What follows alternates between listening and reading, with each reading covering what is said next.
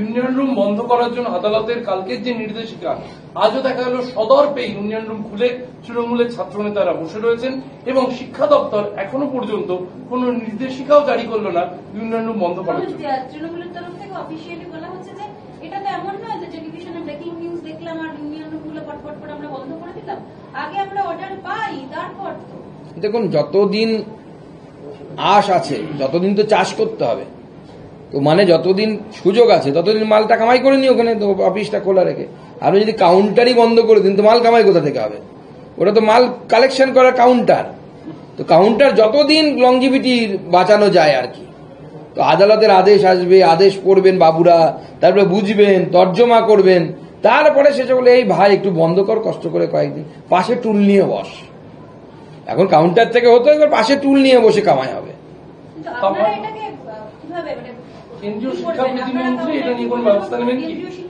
না না, আমরা তো দেখুন শিক্ষা যেহেতু যৌথ তালিকায় বসে পরে আমরা সরাসরি কোনো ব্যবস্থা নিতে পারবো না, আমাদের হাতে সেই সাংবিধানিক এখতিয়ার নেই।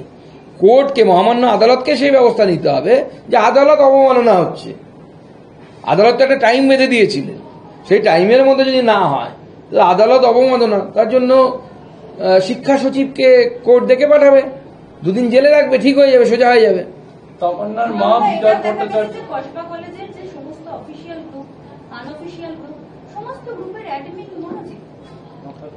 মনোজিৎ তো হর্তাকর্তা বিধাতা, বাকি তো সব কলেজে যেগুলো দেখছেন ওগুলো হচ্ছে casual staff, principal, vice principal, principal যদি ওখানে ছিলেন না, ভাইস প্রিন্সিপাল প্রিন্সিপালের চার্জে ছিলেন, এরা হচ্ছে ক্যাজুয়াল।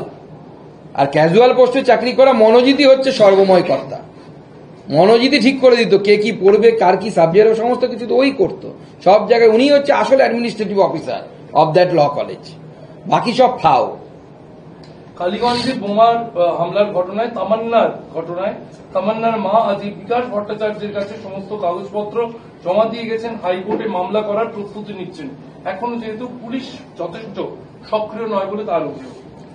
দেখুন, পুলিশ তো সক্রিয় নয়, কারণ আমি যেদিন গেছিলাম তমন্না খাতুনের বাড়িতে ওর মা এবং ওর বাবা এবং অন্যান্য আত্মীয় স্বজনদের সাথে কথা বলতে, সেদিনই সকালবেলা 9খানা বোমা ওখান থেকে উদ্ধার হয়।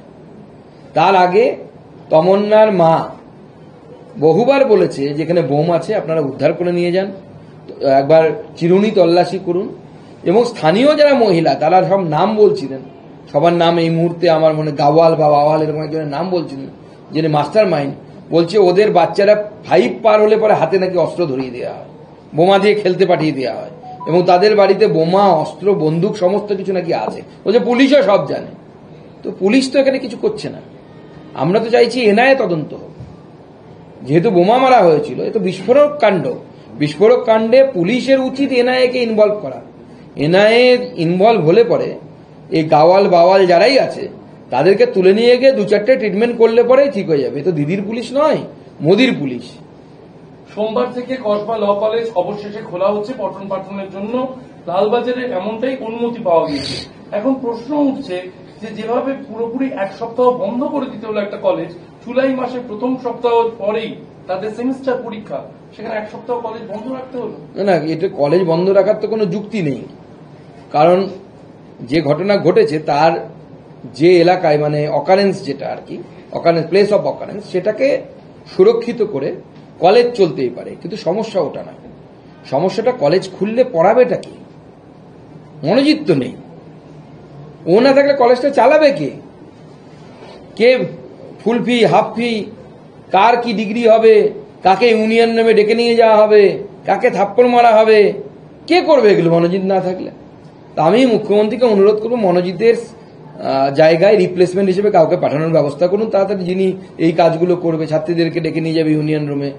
মাননীয় মুখ্যমন্ত্রী স্টকে অনেকে মনোজিতের মতো মেটেরিয়াল আছে, মাল মেটেরিয়াল আছে, তাদেরকে পাঠাবেন উনি নিশ্চয়ই। এমনটাই সন্দেহ করছে পুলিশও যে মনোজিতের মতো আরো কেউ আছে কিনা, কারণ পুলিশ এবার মনোজিতের নিয়োগের পাশাপাশি আর যারা ক্যাজুয়াল স্টাফ ওখানে নিয়োগ হয়েছেন তাদের সমস্ত তথ্য সংগ্রহ করছেন, অ্যাটেন্ডেন্স খতিয়ে দেখা হচ্ছে এবং নিয়োগপত্র খতিয়ে দেখা হচ্ছে অন্য যারা অস্থায়ী স্টাফ তাদেরও। দেখুন, পুলিশেরও দেখতে পাচ্ছি আমার মতোই মুখ্যমন্ত্রীর উপর কনফিডেন্স আছে বা আস্থা আছে যে মাননীয় মুখ্যমন্ত্রীর স্টকে এইরকম মনোজিতের মতো মাল মেটেরিয়াল বেশ কয়েকটি আছে। তো সেই জন্য হয়তো পুলিশ তদন্ত করছে, কারণ পুরো বিষয়টি একটি আমাদের রাষ্ট্রীয় স্তরে উঠে গেছে, কারণ আমাদের মাননীয় জেপি নাড্ডা সাহেব যে টিম পাঠিয়েছিল, সেই টিমের নিশ্চয়ই আপনারা বুঝতে পেরেছেন যে বার কাউন্সিল অফ ইন্ডিয়ার প্রেসিডেন্ট ছিলেন, তিনি ছিলেন, মীনাক্ষী লেখির মতো একজন স্বনামধন্যা অ্যাডভোকেট ছিলেন, এছাড়া পূর্বমন্ত্রী, পূর্ব ডিজিপি মুম্বাই সত্যপাল সিং ছিলেন। সব মিলিয়ে পুরো ব্যাপারটা এখন রাষ্ট্রীয় স্তরে আছে। তো সেই জন্য মনোজ ভার্মা সাহেবও সম্ভবত ভয় পাচ্ছেন, উনি আমাদের সামনে যে কথা দিয়েছেন সেই কথা যদি না রাখতে পারেন তাহলে আমরা তো ছাড়বো না, আমরা তাকেও টানবো।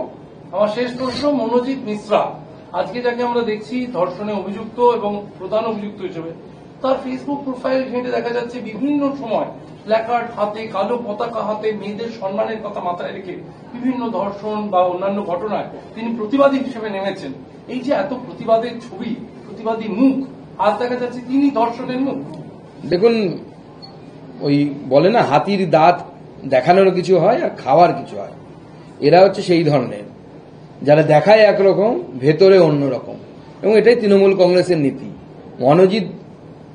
মনোজিৎ হচ্ছে তৃণমূল কংগ্রেসের মতো রাজনৈতিক দলের একজন পারফেক্ট কর্মী এক্সাম্পল।